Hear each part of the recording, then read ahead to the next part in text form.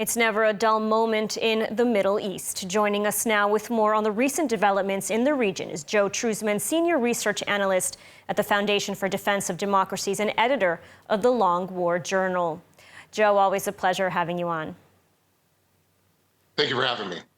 Okay, so let's start with this accusation by the Iranian Supreme Leader that Israel and the U.S. were behind the fall of Assad. This is a clear win for Israel and the United States, at least in the short term, and a major blow to the Iranian regime and to Russia. Is the evil axis collapsing? I mean, where is the next surprise going to come from? Right. I think, right now, Iran, what they're trying to do is essentially is project strength. Okay. Why are they projecting strength? The reason is that they have, as you said, they've taken a blow from in multiple fronts against Israel. We have Hezbollah in Lebanon, of course, the Syrian arena, and of course the West Bank and Gaza. So over the last year or so now, things haven't gone well for Iran and its proxies and clients in the region. So right now, what they're trying to do, project strength. They are not weak. That's what Khamenei is saying. But nevertheless, there are still other, I would say, fronts that are active, right? You have the Iraqi militias. You have the Houthis in Yemen that are still active. So I don't think this axis has collapsed. It's hurt, yes, but there are other actors within this axis that are still strong and can still attack Israel. So, there's a long road ahead, I think, but right now the axis, or specifically Iran, is pretty damaged right now. And so how has the fall of Assad reshaped the powers in the region? And are there efforts underway to sort of lure the new Syrian leadership towards the West? Right. So I think a lot of these major centers of power around the region, right, whether it's in Baghdad or Jerusalem or Beirut and so on and so forth, they are taking sort of like a wait and see approach. OK, so because we have to remember, there's something very important here.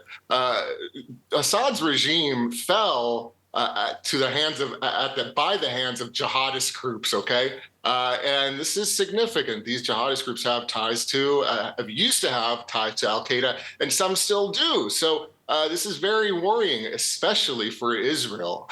So I think right now, more than anything, again, these major centers of power are trying to essentially see what's going to happen with Syria. Right now, we're seeing good news, right? Some positive steps. However, I think we're going to have to wait for many months, unfortunately, to see if these current steps that we're seeing are actually legitimate. So again, long road ahead. Mm-hmm. Absolutely. And I want to turn now, things have been relatively quiet on the other fronts in Lebanon specifically. Israel is starting to pull out from Lebanon. CENTCOM is now overseeing the handover to the Lebanese army. Does this signal a strong role for the U.S. moving forward? And, and what do we know also about Hezbollah activities today? Are they regrouping in Lebanon? I mean, what's happening in Lebanon? Right. So I would say what's happening in Lebanon right now is, I would characterize it as a positive step. Cautious, but positive. I think the Syrian arena has a lot to do with what's going on in Lebanon, especially for Hezbollah and, of course, Israel. But nevertheless, what we're seeing now in the last 2 weeks is Hezbollah, I guess you could say, allowing the ceasefire to go through, which is good. To be quite honest with you, I expected rockets to be fired by Hezbollah, but we haven't seen much of that at all.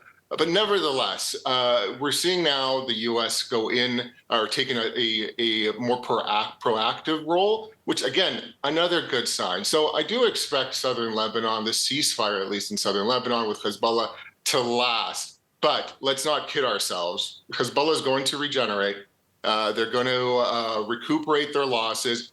It will take time. But again, Hezbollah has not collapsed. They will regenerate. And unfortunately, I believe in the future, we may see another conflict with Israel. So the axis of evil severely weakened, but still very much alive and not yet defeated. Joe Truzman, thank you so much for speaking with us today. Thank you for having me.